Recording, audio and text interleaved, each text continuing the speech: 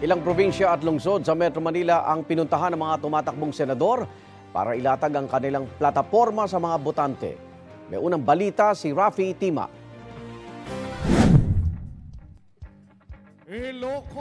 Sa baluarte ni Pangulong Bongbong Marcos sa Ilocos Norte, sinimula ng senatorial slate ng Alyansa para sa Bagong Pilipinas ang kanilang kampanya.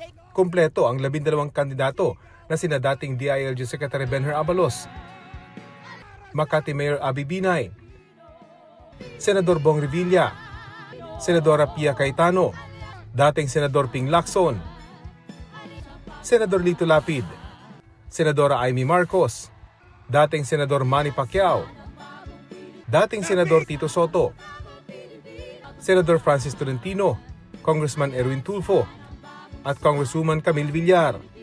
Hindi pangkaraniwan ang mga aming kandidato. Hindi po kagaya ng mga nakikita natin sa mga iba't ibang partido. Hirap na hirap makakuha ng kanilang mga miyembro.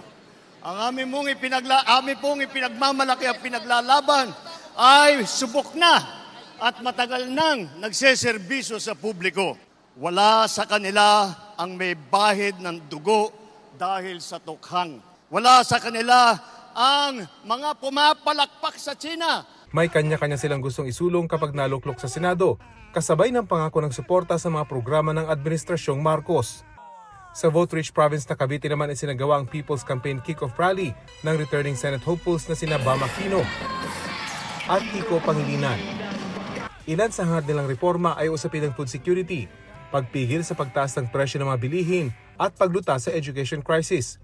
Inendorso sila ni dating Vice President Leni Robredo. Hindi pwedeng manatili na lang tayo sa pagkabigo at paninisi dahil hindi naman natapos ang laban noong 2022. At hindi rin doon natapos ang ating tungkulin bilang mga Pilipino. Hindi tayo pwedeng tumigil.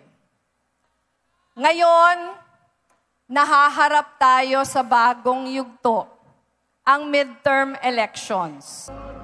Sa kartilya ng Katipunan sa Maynila naman ang kick-off ceremony ng Makabayan. Ipinakilala rito ang 11 kasali sa kanilang senatorial slate, sina Jerome Adonis, Jocelyn Andamo, Ronel Arambulo, Congresswoman Arlene Brosas, Teddy Casino, Congresswoman Franz Castro, Mimi Doringo, Modi Floranda, at Danilo Ramos. Nasa Mindanao, sina Amira Lidasan at Liza Masa. Dahil kulang umano sa pondo, grassroots campaigning daw ang kanilang gagawin. Iikot sa mga komunidad at magbabahay-bahay sa iba't ibang bahagi ng bansa. Ang PDP laban sa Huwebes pa magsasagawa ng Proclamation Rally. Pero may kanya-kanyang aktibidad na ang mga kandidato. Nag-kick-off sa Pasig ang kampanya ni Kingdom of Jesus Christ founder Apollo Kibuloy na kasalukuyang nakakulong. Dumating din sa pagtitipon sina Senador Ronald Bato de la Rosa at Atty. Jimmy Bondo. Gayon din si dating Secretary Allen Capuyan, Atty. J.D. Hinlo at Atty. Raul Lambino. Mga senatorial candidate raw silang sinusuportahan ng KOJC. Si Senador Bongo nangampanya naman sa Davao City. Inaalam pa ang aktibidad ng mga kaalyado nilang sina Atty. Vic Rodriguez, Philip Salvador at Congressman Rodante Marcoleta.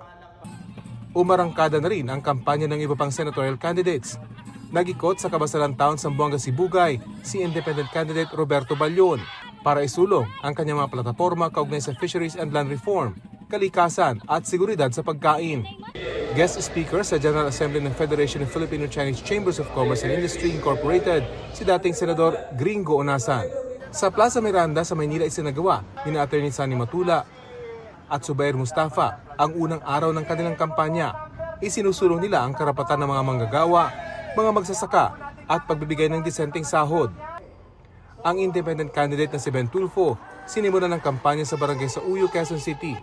Kabilang sa kanyang plataporma ay kontra sa iba't ibang uri ng pang-abuso. Sinusundan din natin ang aktibidad ng iba pang tatakbong senador para sa eleksyon 2025. Ito ang unang balita. Rafi Tima para sa GMA Integrated News. Igan, mauna ka sa mga balita, mag-subscribe na sa GMA Integrated News sa YouTube para sa iba't ibang ulat sa ating bansa.